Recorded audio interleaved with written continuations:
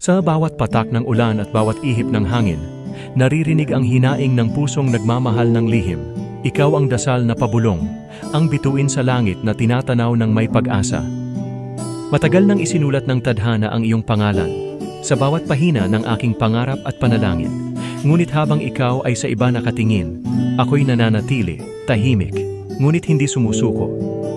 Sa bawat segundo ng pag-iisa, umaasa ang puso kong hindi kayang bumitaw. Pagkat alam kong kahit gaano kalayo ang ating agwat, ang tadhana'y maglalapat ng tamang panahon para sa atin.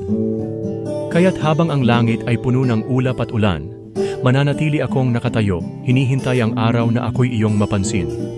At kung dumating ang sandaling iyon, ibibigay ko ang lahat. Walang labis, walang kulang, sapagkat ikaw ang sagot sa lahat ng aking dasal.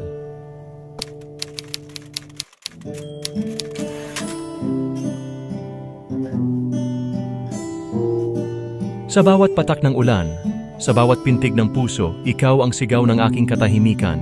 Ikaw ang lihim na panalangin sa pagitan ng mga bituin at ulap. Matagal ko nang inasam isang pag-ibig na tulad ng sayo. Walang pag-aalinlangang lumalapit.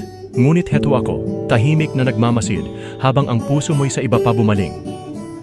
Hindi kita masisisi, hindi ko rin maitatanggi na ang bawat segundo ng paghihintay ay parang habambuhay. Ngunit nanatili ako, naniniwala na balang araw, ang tadhana'y mapapagod ng maglaro. Ikaw ang kahapon kong puno ng alinlangan. Ikaw ang ngayon kong puno ng pag-asa, at sa bawat dasal na inuusal ng labi, ikaw ang kinabukasan na hinihingi. Kung darating ang araw na tayo'y magtatagpo, na ang iyong mga mata ay sa akin na lamang titigil, wala nang tanong, wala nang ibang pipiliin. Ako'y handang ialay ang lahat, walang labis, walang kulang, pagkat sapat na ang pagmamahalan nating dalawa upang buuin ang mundong ito. Kaya't sa pagitan ng mga bituin at dasal, sa mga pangarap na niyakap ko ng mahigpit, ikaw ang tahanan, ang kasagutan sa lahat ng paghihintay, ang tadhana kong matagal nang itinakda ng may kapal.